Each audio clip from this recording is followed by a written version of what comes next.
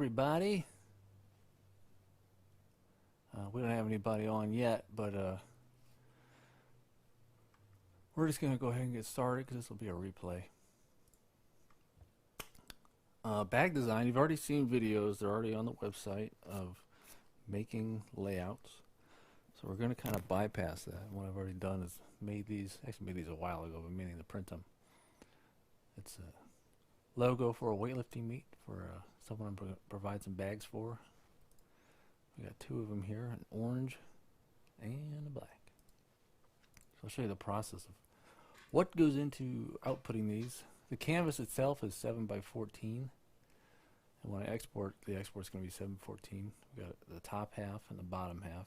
This is usually fabric, and the bottom is typically suede. That's what you can expect to see in a mock-up. Same with this. I'm going to do a little Control E, and we'll find Ray, and make a special folder just for what I call rips. And I'll export a TIFF. We already did, but here's how we do that. I'll clip it to the boundary. That way it cuts off any excess that's sticking over the page boundary. And I like to put a solid color behind it. I don't change the DPI, I leave it as big as possible. Hit OK, and now in our folder, that's what we're going to be printing. Now the printing process. This is going to go into the Epson Edge print software. To do a whole set of bags, which is 2 layouts, I'll drag them over. And each one of these is 1 bag, so we're going to need 4 of each. But we're not done yet. I want to get these things nested in there nice and tight. Get them as close as possible. Waste the least amount of paper. Plus, this, when I go to cut the stuff, it works out better this way. For these, let's do 4-pass high quality. Once that's done, we can just hit print. And then it goes to the printer, which we will also go to right about now. And look at that, we are live with the camera. It's just going to be the one lens on the camera the whole time.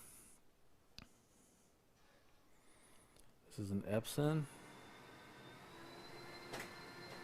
If it wasn't for this printer, I would have been dead in the water in December. Let me get these out of the way.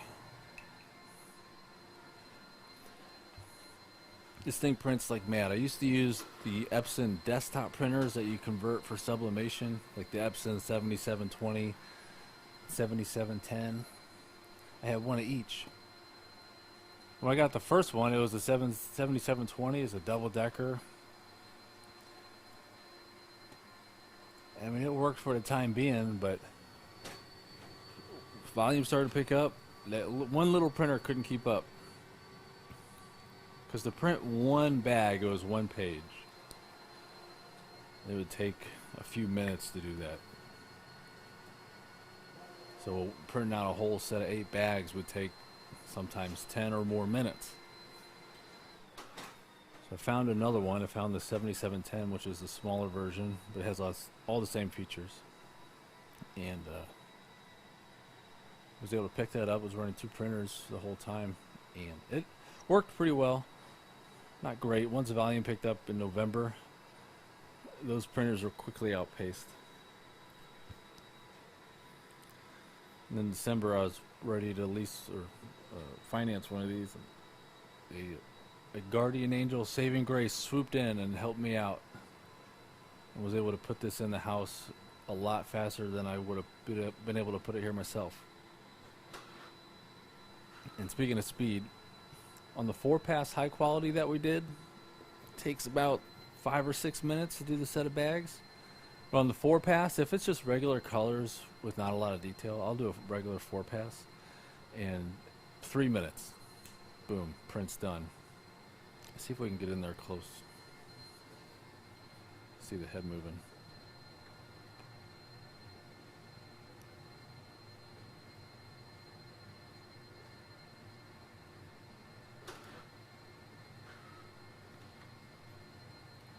This thing's so fast.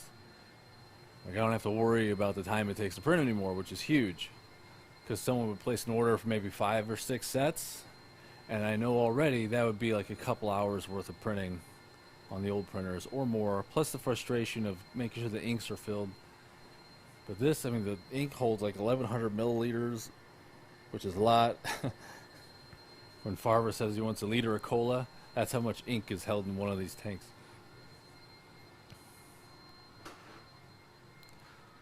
While that prints, I'm gonna keep on. I got a mic on, so I can talk to you while I walk.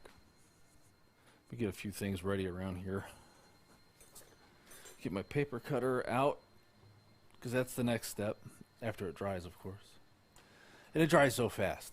I usually give it a little bit of time. The black's gonna need a little more time to dry.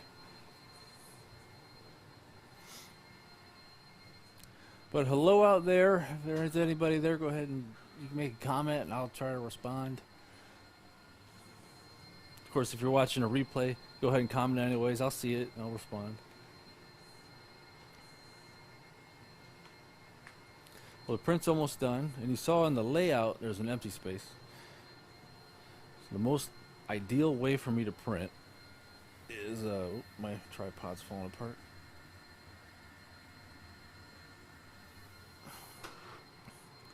The most ideal way for me to print is 3 sets of 8 at once.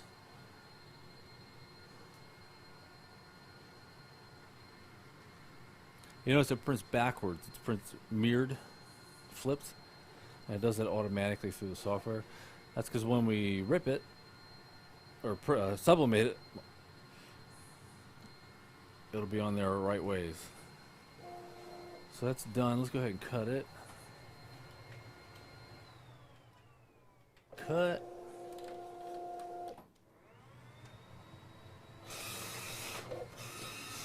Alright, I'm going to move this to the next location and I'll grab the camera in a second.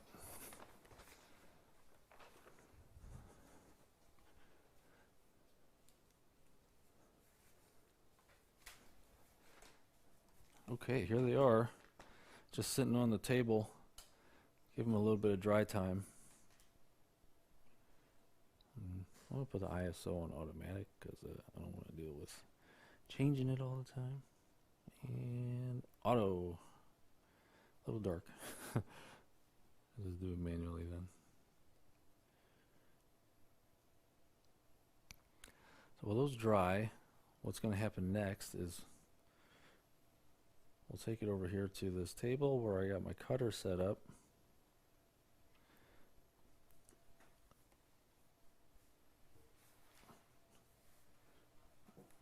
Bear with me while I move the camera.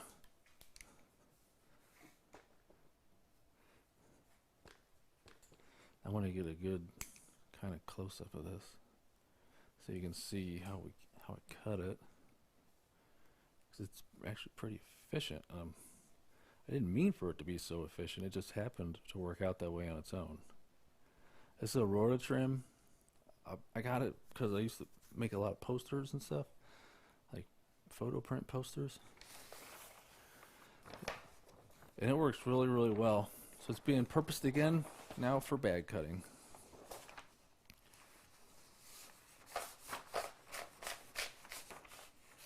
How are we looking? Okay, good. So I get it in there, line her up, make the first cut. I do this with every set. Only takes a few minutes. And it's still faster, way faster than the old way of printing that I used to do. I moved it.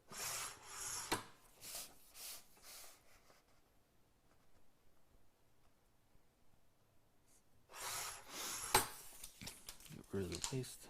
And then take all 3 cuts. I'm going to stack them, get them lined up.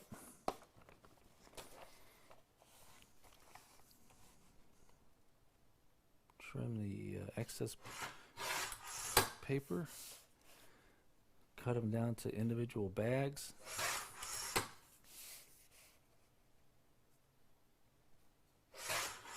Now, what's the cost to print something like this? About $1.60 to $1.80. That's what one print costs, based on the accounting software and the printer. And it's like super cheap. It's all it's a lot less than it was with the other printers.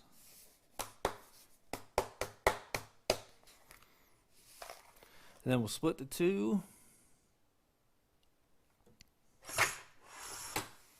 Now I have the suede and I have the fabric side. I always put them in the same spot so that I know which is which. I'm going to check on the heat press real quick. Okay, that's just about ready. I'm going to get this out of the way. I'll move the camera in a second to the heat press and get this trash. Okay, to the heat press. And in the background, you can probably hear one of the cats puking.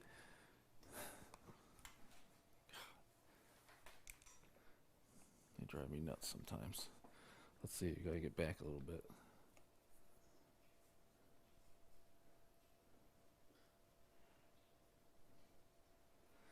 This is the heat press.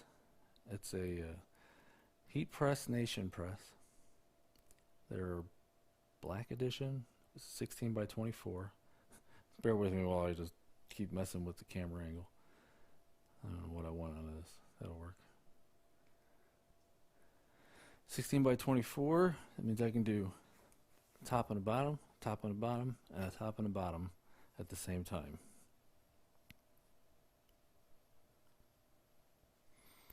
And the whole process has changed around maybe a little since I first started. When I first started, I put a lot of, while I was waiting for the heat press to arrive, you know, I couldn't really do anything. I was just practicing sewing on that little machine and just brainstorming the best way to like do the layouts and process things. So by the time this got here, I was like ready to go. I already had prints done, ready to sublimate, fabric was ready. And the next step was just figuring out how to use the heat press in the best way. And that took a while. A lot of misprints. I'm over here grabbing these prints. Boop, boop. The way I do it, because of this press, I mean it's a good one, but it's also a budget press. This front half does not put as much pressure as the back half. And that's fine. I did a workaround. I always do the fabric part in the back. That needs a lot of pressure because of how thick the fabric is. And the suede doesn't as much. So it's fine where it's at. Plus, before I started using the new printer with this adhesive paper, sometimes the old paper would slide around on the suede and it would make ghost prints. And it looked horrible and it ruined the print, and that was one of the most frustrating things. But it's just something we had to deal with.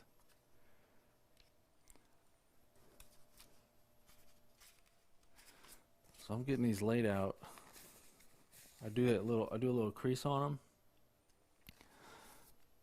them. They don't need to right now because the bottom part is not hot. But you see it curling up like that? If I don't put that crease in there, the whole thing will flip. Press goes down. Bloop, and we wait.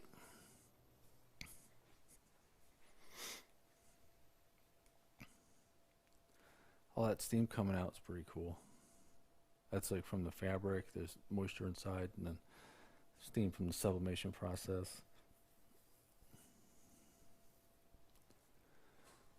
Well, hello all 2 viewers. Thanks for watching. I'm looking at the stream analytics while we have the press go. If you have any questions, just type them in the comments and I'll answer them live. We got low latency turned on. We can see your comments and answer right away. Got some other bags lined up I'm going to do after this little stream is done. This is fabric I don't use much. It's just for like cheapy bags, I guess, like those budget bags. It's duck canvas and then cheap suede. plus some samples. And I got my little pickers because this is hot. Really, really hot. Now check this out. This is adhesive paper. It's got like a small little bit of glue, tacky stuff on it, so it sticks, and it prevents the suede from misprinting, which I love. And it fluffs the suede a little bit, gives it a nice soft feel. And I just take them over here and set them down. I'll show you that in a second after we get some more sublimations going. This process right here, this 3 bag at a time process, this is one of the major choke points. This is as fast as I can go. I cannot go any faster than these 3 bags at a time. And the process in which I do it is the fastest in which I can do it. Make sure there's no like little lint bunnies. I know this one's gonna have some because of where it was when I cut the fabric. So I go and smooth it out with my hands, make sure there's no dust balls, lint bunnies, any type of little things on there, because that'll make it a misprint. It'll absorb the ink instead of the fabric.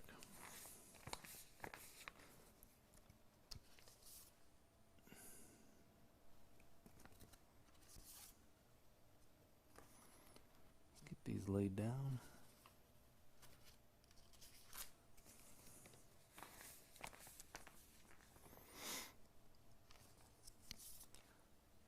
I'll show you what we're working on after these are done. Like I mean, as far as bags themselves. This heat press isn't tragic. It's not the greatest. I am going to be saving up for the big one. It's like 32 by 42, air powered. It's very expensive, so it's going to be a long time till I get it. And like the printers, I might try to find another one of these to have 2 going at the same time.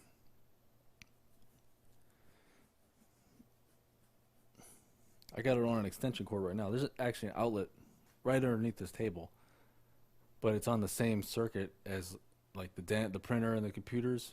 I didn't know that at first when I moved the heat press here. So I plugged it in, turned it on, and then I hear all this beeping coming from the den, and it's like the UPS units all saying, hey, there's no more power. Well, it tripped the circuit like instantly. So I ran an extension cord. You're not supposed to run these off extension cords, but I got a pretty thick one on it now. Oh. Pay attention. Nice and stimmy.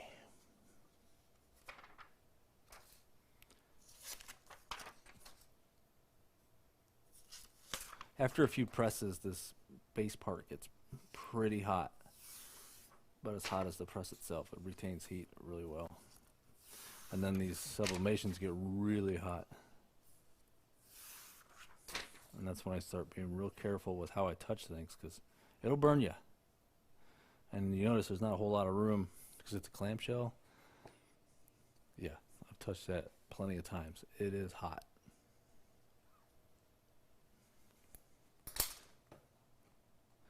Okay, now we're down to 2. But I'm going to do 3 because I want to see how these red ones also look.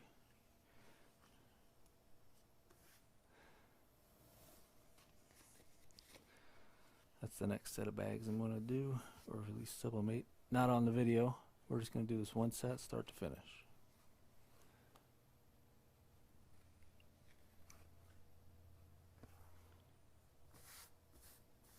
In a separate video, I can show you how I do fabric cutting. Now, that'll be a little more boring, but yeah, I want to show the process that I use. Show some of the equipment. A lot of it I got like nearly for free, and I didn't really know what I was looking at the time.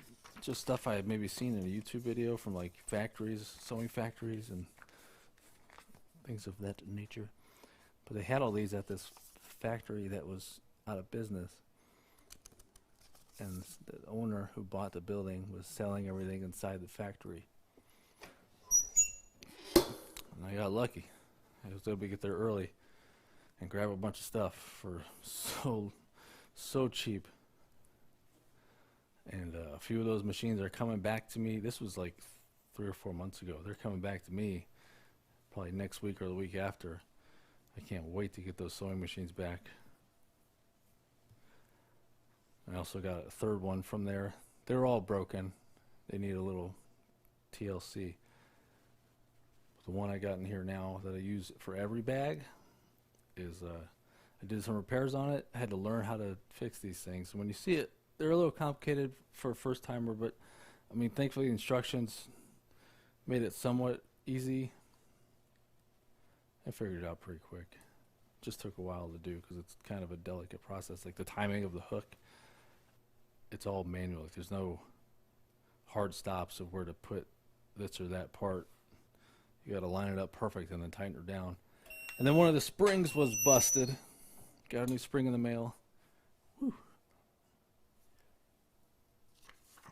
And after that, it was working great.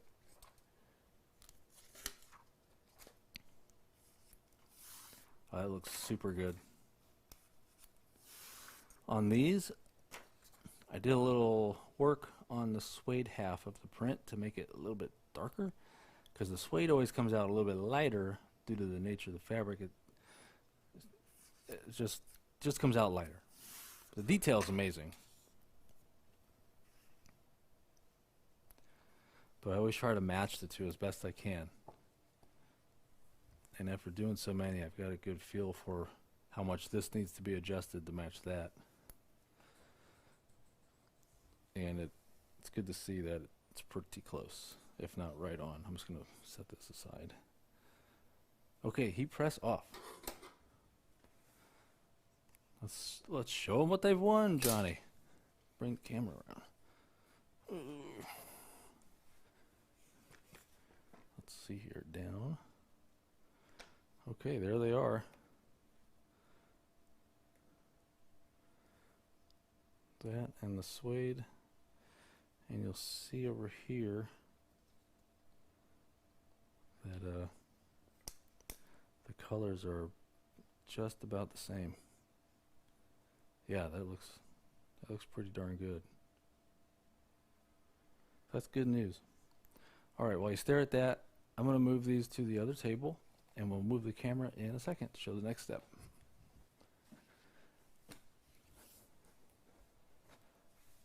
All right. Follow me, everybody. All two of you. Thanks for watching, by the way. I appreciate tuning in. Okay. I don't want to block the camera views. Let me move this.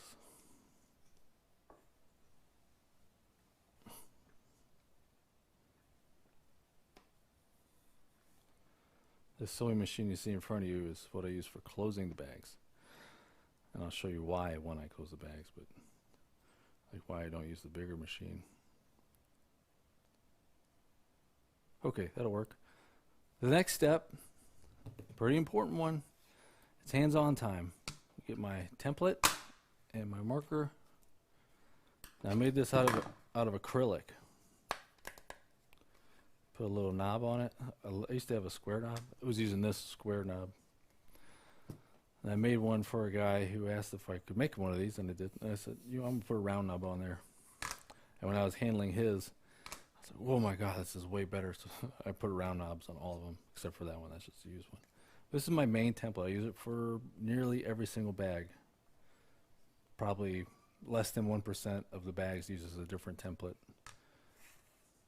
And I just work off of that. I've been very careful with it not to break it. So anyways, I take the bottom. This is going to be the bottom part of the bag when I sew, the bottom half, because it's a little thicker, and the feed dogs tend to grab the suede kind of weird if it's the other way around. So put the two together.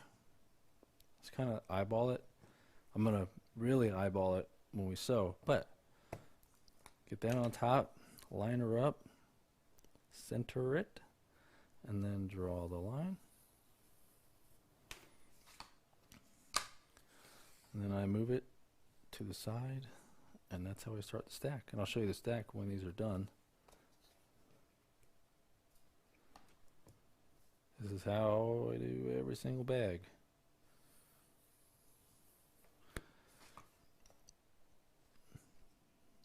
I tried a different thing. I thought this was taking too much time a few months ago, so I got this like foam and stuck it around the edge and bought a real big stamp pad to make this into a stamp. And you know what? It worked, but the only problem was I couldn't set it down and move it around like I do now. I had to like line it up, set it, stamp it, but see right there it's already off a little. So it's becoming very difficult to get a good stamp. So I scrapped that and decided to just do it like this. I have another method that bypasses this altogether. Unfortunately, it's just a little too tough. It's not the best. It's not suited for how I sublimate now, I'll put it that way. But it involves sublimating the line on the bottom of the suede on the press. So I'm making a sandwich with paper on the bottom, the fabric, and then the paper on top. And I was sublimating both sides of the suede at the same time. Automatically drawing the line. I didn't have to trace anything. The only problem was I couldn't line the fabric up perfectly every time on both sides. When it worked awesome. But if I was off a little bit, I had to just stop and bring it over here and draw the line. But I think with the bigger press, I can go back to doing that. Maybe do a whole big sheet of suede at once. That way it's a lot easier to line up. And I know the bigger press will be immensely faster because you saw me doing 3 bags at once on the 16 by 24. Well, a 32 by 42, I did the numbers, I can fit 20 squares on there with plenty of room. That is 10 bags at once.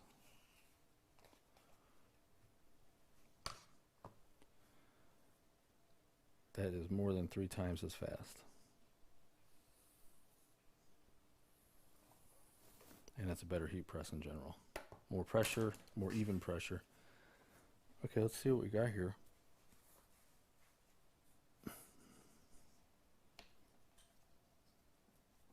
That's my stack. It's 4 and then 4. And what I do is, I'll show you. I just take them. My tripod, his legs are slipping. It's like those twisty kind. We'll take the fabric, blue, blue, blue, blue, blue, put it in the stack, and I'm going to wheel it on over to my sewing area. Let me put it there for now. We get a couple more things. I'm going to get the chair and get this set up real quick. But for now, you guys can stare at my sewing machine for a little bit. Hold on, give me like 15 seconds here or more. Hang on, my cable's caught too. Oh my goodness. Cables are amazing. They get under everything, caught on everything.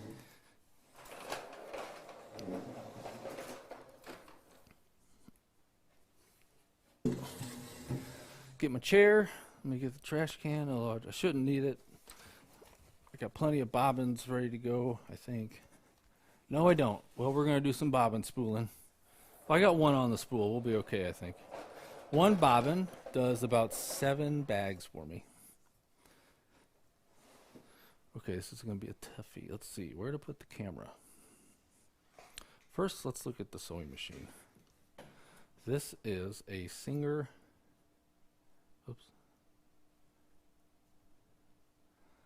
It's a Singer 591 D200A. Got it basically for free. Just didn't work. I put a new motor on it. Did those parts like I said. Changed the timing, fixed the timing. And thankfully that was all it took. Like I didn't want to spend. Oh, this tripod is falling apart. I think this was in my bad pile. Used bobbins. Oop. Okay, let's get focused on this.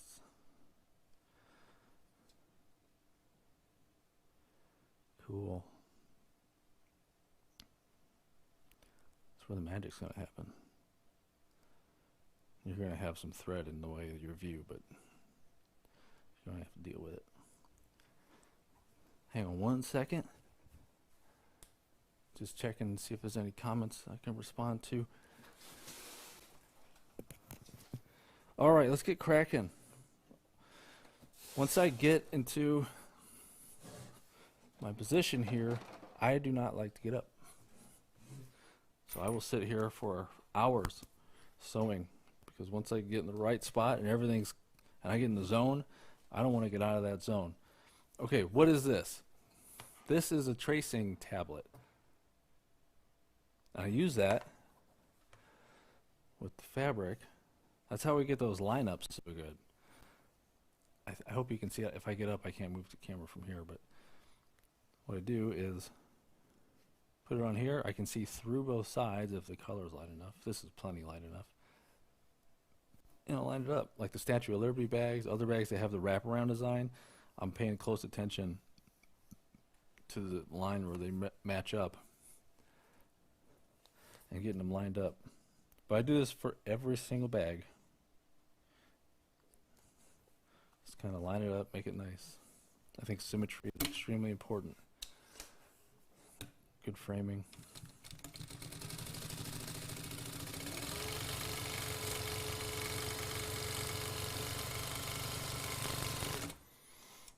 First line of the day.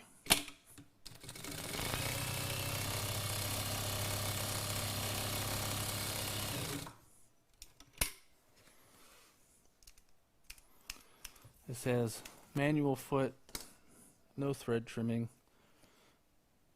no solenoid activated reverse, it's all manual. But it's not so bad. Get the hang of it.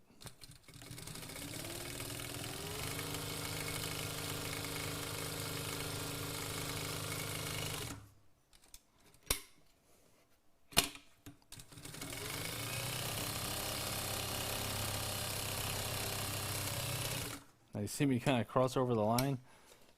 That's okay. I'm not awake yet.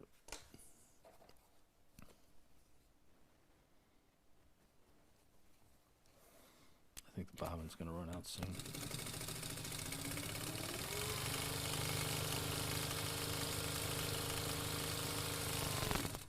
I kind of go at a little slower pace on that first line because that's the important one. And this line doesn't need to be perfect, so I try to stay an 1/8 inch of away and let it rip. I don't go max speed because this thread's a little thick for this machine. This is more of it's an industrial machine, but it's for lighter fabrics, like light duty, thin fabrics, thin thread.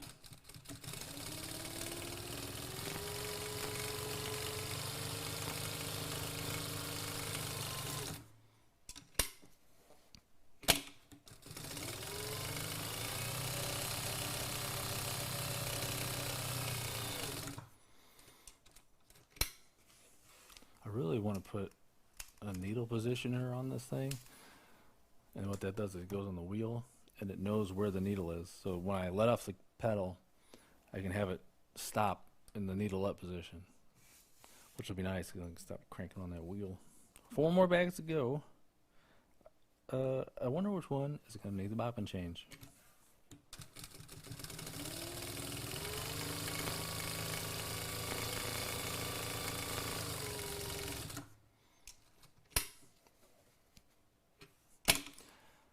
While we're here, where this line where I sew, that's how I determine how floppy I want the bag. Like, see, I'm kind of inside the line right here a little bit, but just on the edge of the inside. If I were to sew the outside edge of the line, like here,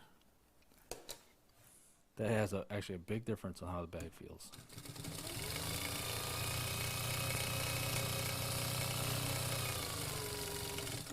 And based on the thickness of the fabric, like these are medium thick, the suede is thin, and this fabric is kind of thick. That determines where I want to sew to get the feel. Like the samurai bags, both of those fabrics are pretty thin. So I'll sew either right on the line or just a hair inside, maybe, but usually right on the line.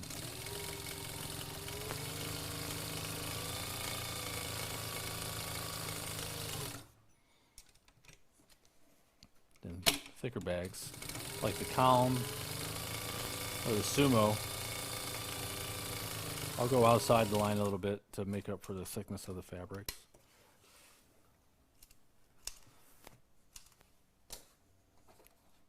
Okay, 2 more bags. This bobbin has got to run out. It's already rattling.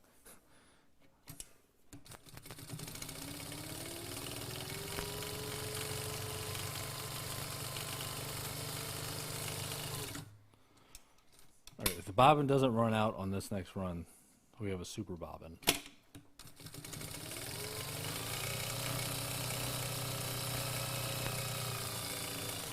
Oh my god. This bobbin is amazing. It's already done 7 bags. Must have been really, really full. Should run out right away. Nope. Not yet. There it goes. The bobbin is the thread that's underneath it, and that's how the sewing machines make a lock stitch. It's 2 threads that lock together like that. That's the bobbin. This is the bobbin case. And I got one ready to go right here. I'm going to snip it. I'll try to do it on camera. Bobbin goes in. There's a little slot here. Thread goes through the slot under the tension spring. I'm going to pull some out to see if it's flowing freely, and it is. Then the whole bobbin case goes underneath, down in here, sideways. And once you put a new bobbin, you got to pull it up from the bottom. So I'll trap the thread, manually do 1 cycle, grab my Duresta mini ice pick, which is perfect for this, and just pull the bottom thread out. And then I give a little tug to make sure it's flowing free.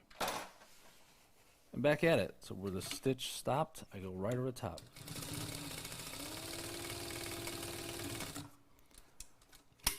That bobbin lasted a long time. That's exceptional. 7.5 bags.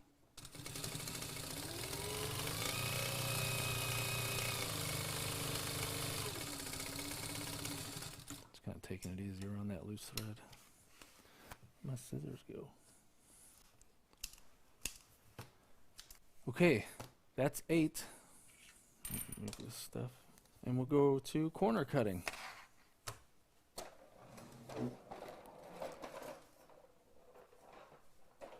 Let me get the stuff. Now you've already seen corner cutting, but we're not cutting corners around here. We're gonna show you everything. Okay, I gotta make some adjustments here. Yeah, this tripod is just driving me nuts. I couldn't find my big one. I think it's in the truck. Let's get nice and bright.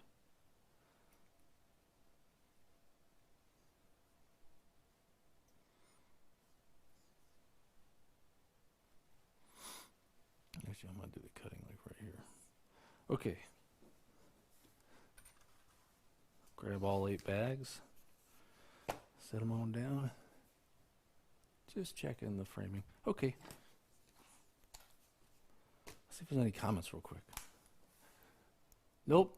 But hello to viewers. Thanks for watching. Corner time. Whoop.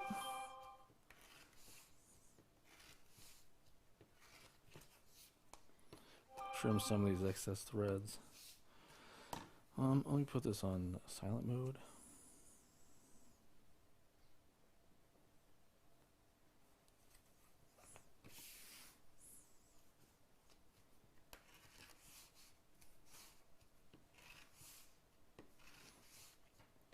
If you've seen my Instagram video, I think I talked about this in length.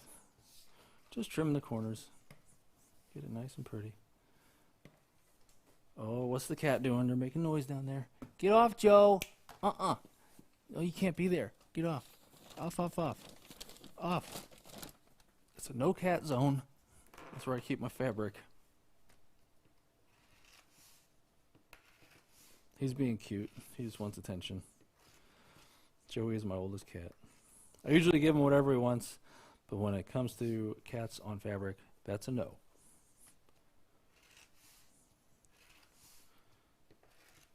That's a hard no.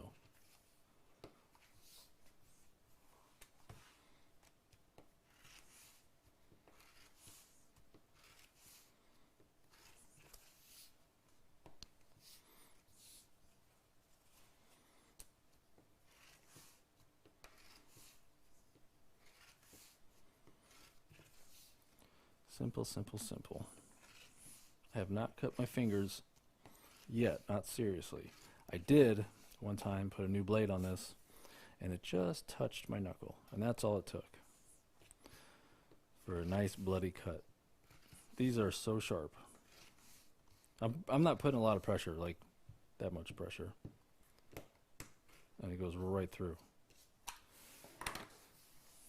Let me get the trash can.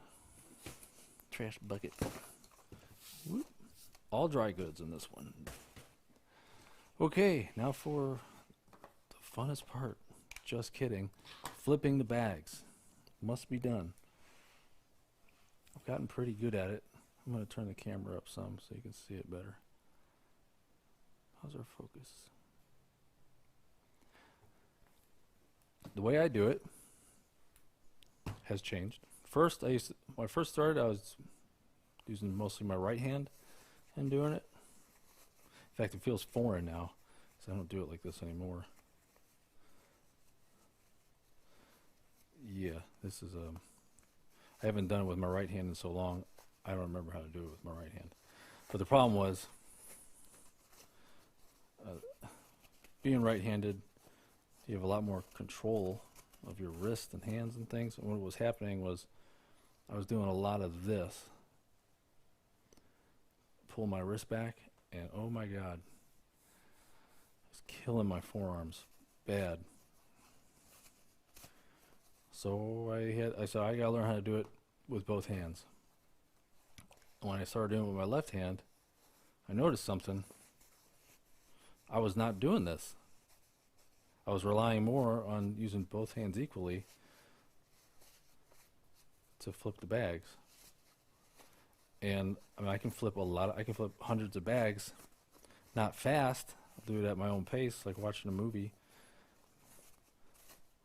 But I can do them and not get that tired, which is huge.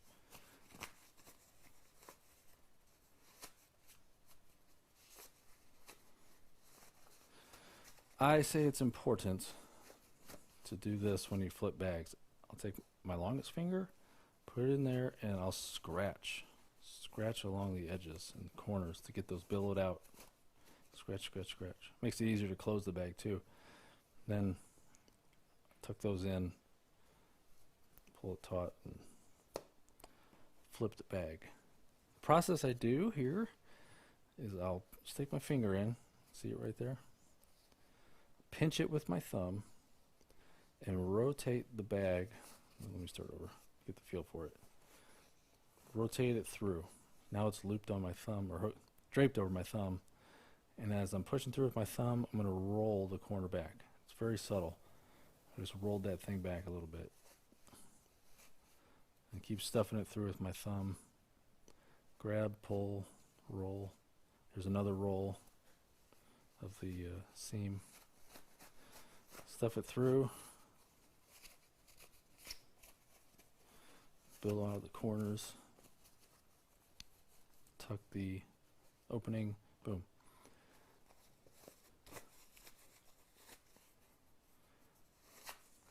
I'll show you the opening in a little bit better detail, so you get an idea why, like, you can't really flip these all that fast.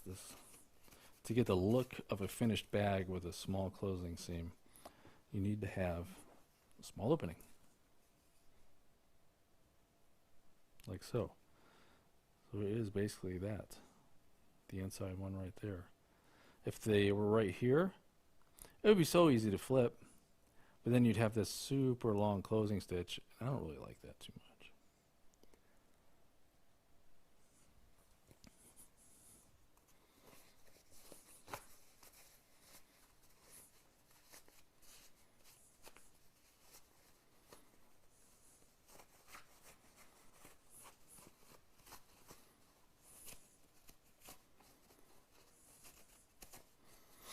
This is what I call quiet time.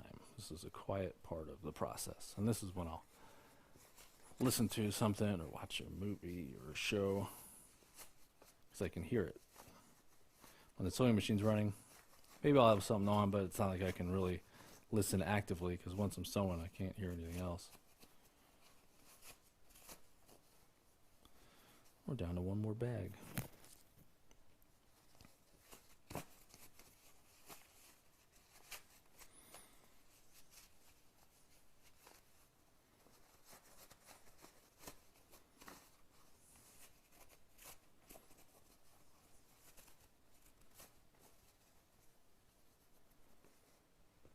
There you have it. 8 flip bags, orange black, look really cool. And I'm looking at them to inspect them, and everything looks good. They're right where I wanted. See where these lines are? They're all in the same place, right where I planned on the computer. So that is good. Now we have to fill the bags. I'm going to move the camera to the fill station. And much like the corner cutting and sewing, I did an Instagram live video on this too. I move my buckets out of the way. Get the camera up a little higher too. Whoops. Whoa, jeez. Almost lost it. I pulled the whole thing out of the tripod. That was close. Oh my god. Didn't see that coming. That'll work. Notice the Bucks cup? I've had that forever. You'll see a lot of Bucks cups around here. I'm not like what you call a football fan or anything, but I love these Bucks cups. I use them all the time for drinking and this, and clean it up a little. One of these days I'm going to pull this out and pick up all the pellets that have fallen down. Alright, on. It's going to tear with the cup, so now we're zeroed out. So the way I do it, bag goes on, we got the weight of the bag fabric. Cup, well, the cup doesn't matter. It's already teared to the cup. I'll give it a scoop. I know how high to fill it. Right now I know it's too low. And we're at 15.3 ounces. Got my other cup. Just kind of fill it up. 16 ounces. Grab the bag. All the bags weigh the same. Grab my funnel.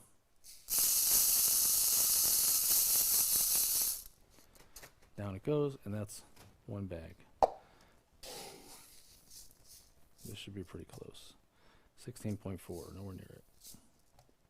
There we go, 16 ounces. 1 pound.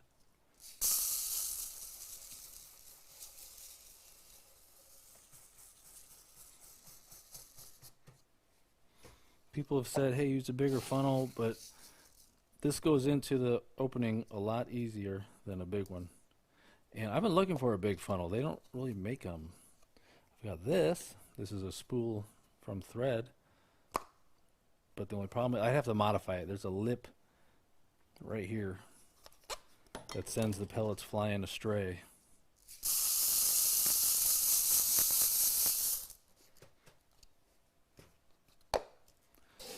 So one of these days I'll get to modifying that and maybe use it. I don't know.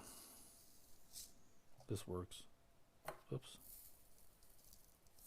There we go.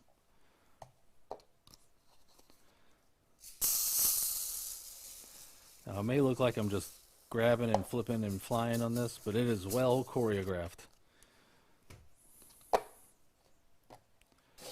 show you what I mean. When I get real tired, I don't tend to open my hands all the way. I just kind of get a little lazy. And it's happened so many times where I'll grab this, set it down, and just bloop, kind of nick the edge, and then this topples over. Not good. So now, like, I'll just grab it. I do this every time. I make sure to open my hand all the way, lift up and over and down, grab, up, over. Prevent spills. Do the motions.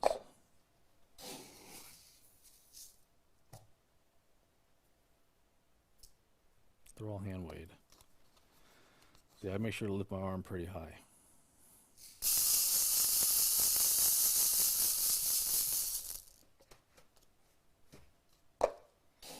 This is how I fill every single bag.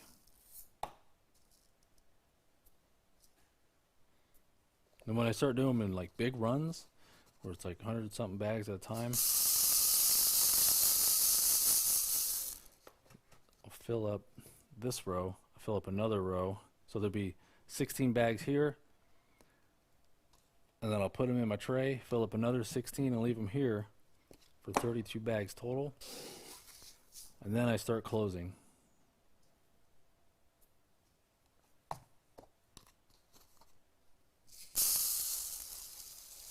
Once all those bags are closed, do it again. And it might take an hour or two, sometimes more than 2. Okay, these bags are ready to go. Oh man. I'm sorry, I was looking at the wrong screen. I thought it was too dark. Okay, let's get them into my tray.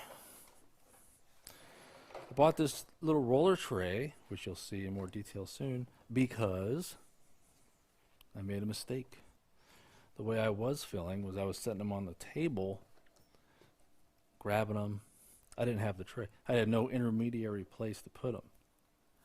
And I don't know how it happened, but one bag somehow slipped by me. I didn't close the bag. I didn't sew it closed. And I shipped it. I had no idea. And no pellets were coming out. I had no idea it was open.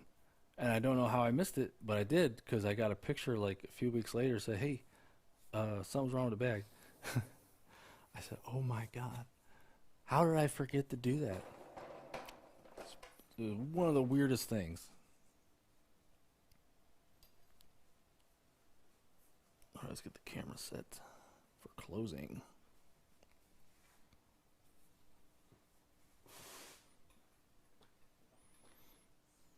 Jeez, man alive with this tripod.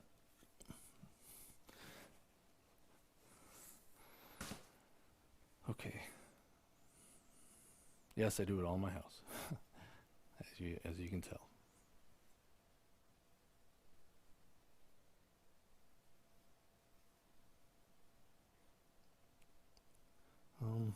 You're not going to be able to see it that great, but that's okay. Ideally, the camera would be on the table, but I don't think that's going to happen. Okay, I got the tray right here next to me. The bags all in the same direction. I do this the same way every time the same way.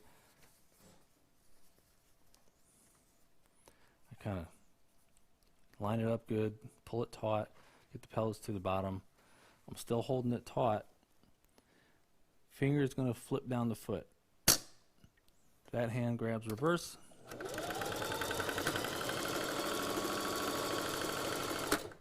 Now that was a little bit of slow-mo. I'll grab my scissors. Snip and trim these threads. One bag. This is also a choreographed move. If I do it out of sync, if I start at the wrong step, I am lost.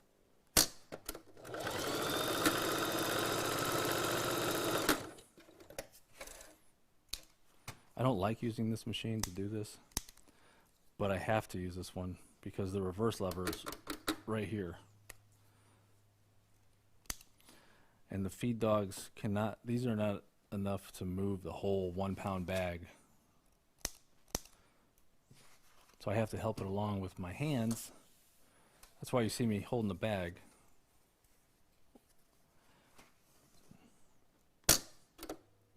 I got my finger on it to help pull the bag. I'm pushing the bag and I'm pulling the bag. Gently, but enough to help it along.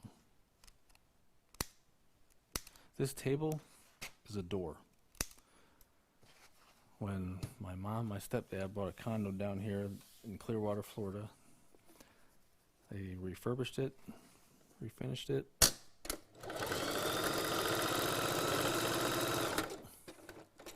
And they ordered doors. One of the doors was wrong. This door was the wrong size. So the carpenter used it as a work table on a couple sawhorses. Bobbin's out. Let me fill that up. When they were done with the condo, they gave me a bunch of like scrap wood, excess wood, trim. I took it and I took this table, or sorry, door at the time. It's heavy. It's solid. It is so heavy. I could barely move the thing by myself. And it's big. Big and heavy. And it sat for a year in my other spare bedroom.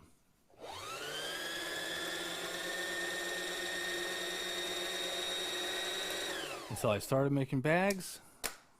I was working off a small little round table and I said, you know what? I need a big table. This ain't working. So I grabbed this door, built these little legs on it, put a lower shelf for fabric, and decided that I wanted to put this cheap Singer 4411 inset into the table. Drew a line, used a jigsaw to cut it out. Oops, almost forgot. No, I did. I pulled the thread up. And here we are.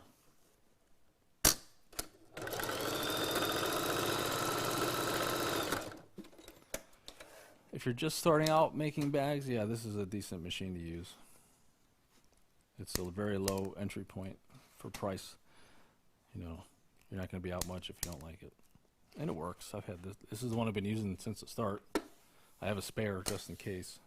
'Cause it was on sale for like 40% off. Couldn't pass that up.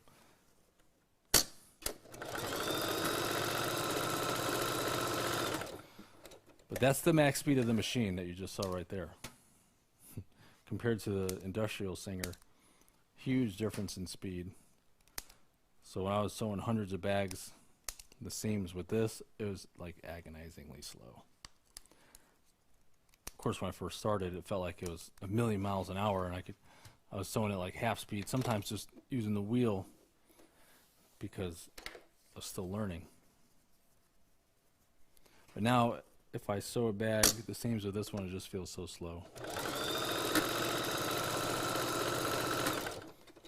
Because it is.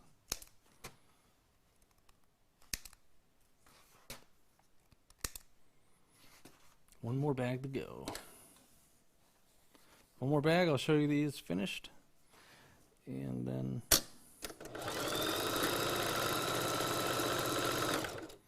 I will show you what we're working on. Oops.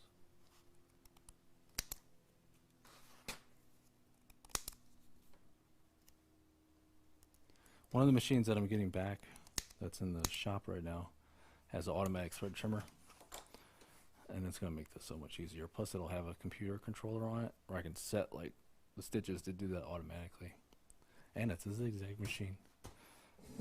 Okay, let's take a look.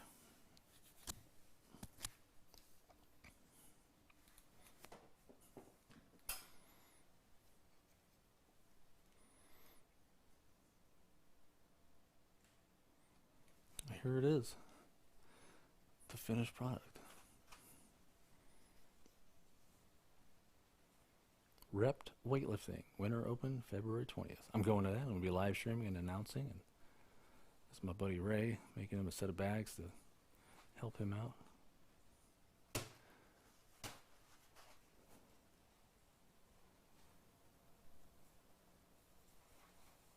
I didn't do the graphics. He had the graphics done. I like them a lot. These are really nice. Pretty cool. Hidden. I'm working on getting more thread colors. I want to do, of course, black. I got white. I have red. I have another color. I don't remember. Green. I have green. That's for something else. But I don't want to get too many. If I start matching every bag, that is going to just be maybe too much hassle. Okay, let's see what we're working on. I'll show you where I stopped off last night.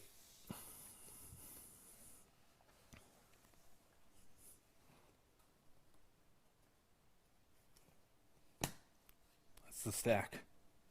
Current stack. I'm going to be drawing lines on these today or tomorrow. These are all going to be done.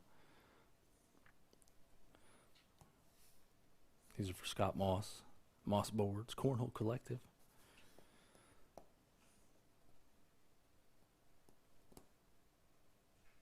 Chad. And these are for Mike Whittington. Thigh of the Tiger. Designed by Victor. Victor Sanders of Bourbon Boards.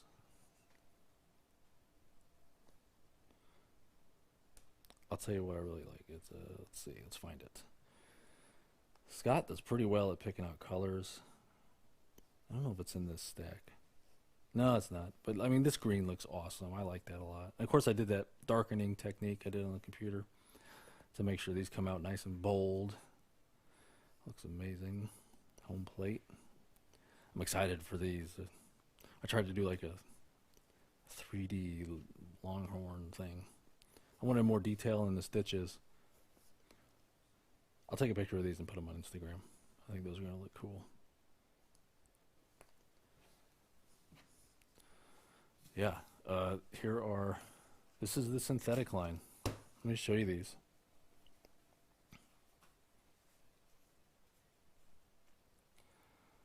This fabric is the 7-speed. I'm going to change this up, the logo. I got to put the name of the bag, the Infiltrator. I'm going to put the name right here. Yeah, maybe over top. We'll see how it looks.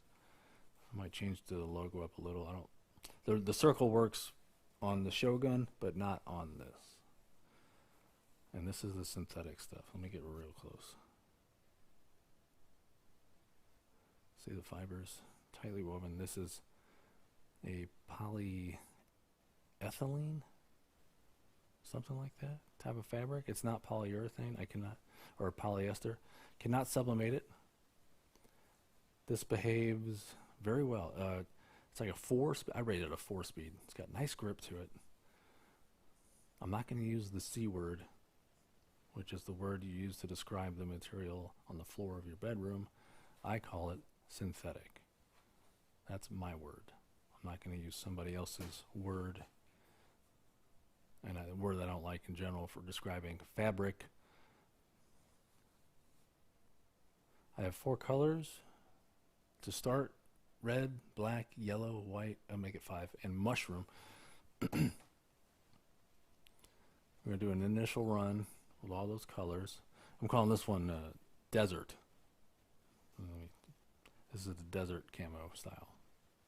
More like, the hills, the mountains of Afghanistan type of thing. Alpine. You got your snow camo. I don't have any on hand, but the magma is like a bright, it goes with the red. And then the mushroom, I don't know what I want to do. The yellow, I know what I want to do, but we'll see how it looks. Scott Moss, these bags are yours. They're going to be headed out as soon as I finish them other ones on the stack. Those are just some bags I got to do pictures of. Those colorful ones, those are for River Valley Cornhole. Some test bags on top of that. I was testing on a different acrylic fabric. It's a little stiff. I don't like it. That's going to do it. Oh, the boxing. Duh. I didn't even box these up.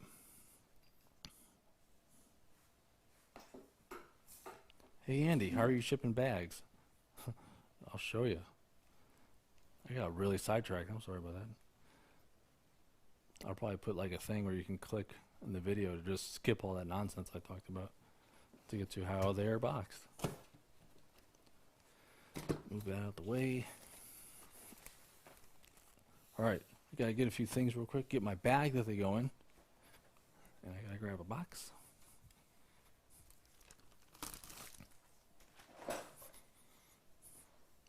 I do it a little different than you've seen other bag makers do, which I think is the lazy way to do it. You'll see them just throw them in the bag. Make sure we're in focus. Yes. I don't do it like that. Everything's nice and tight. I want it to stay that way. So I take them by half stack.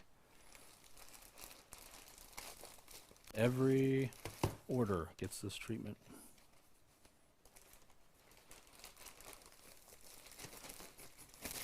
Get them in there nice and tight. See that? Doesn't that look good? Oops. I think so.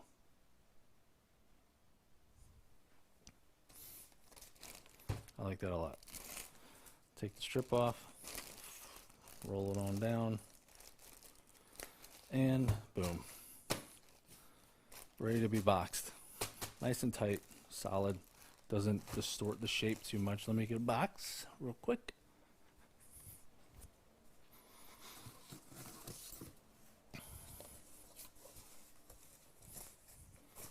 I've been experimenting with a different way to tape these. So originally, if you got any package before yesterday, 3 strips of tape on both sides. Problem was, my gum tape wasn't sticking to that. So by the time they get to their destination, hold on, that tape is already hanging on for dear life. And this probably takes maybe a little more time, but if it keeps the gum tape on there, I'm fine with that. So I'm just doing 2 little strips on the sides to get it started. And then my favorite part, bloop, in the box. Perfect fit. And I'll do the same thing for this. Just a strip.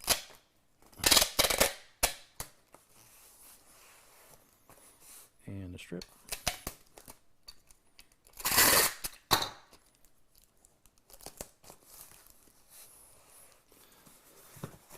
Let me write whose it is.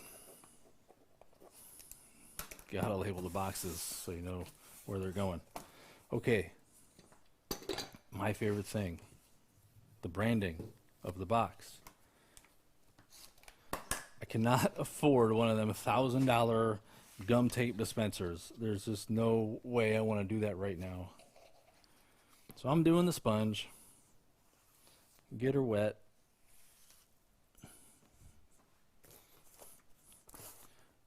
I already know how long it goes. Just kind of get it set.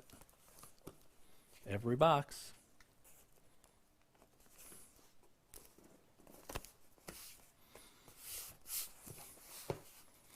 Ooh, wow, I was way off. That looks horrible. There it is.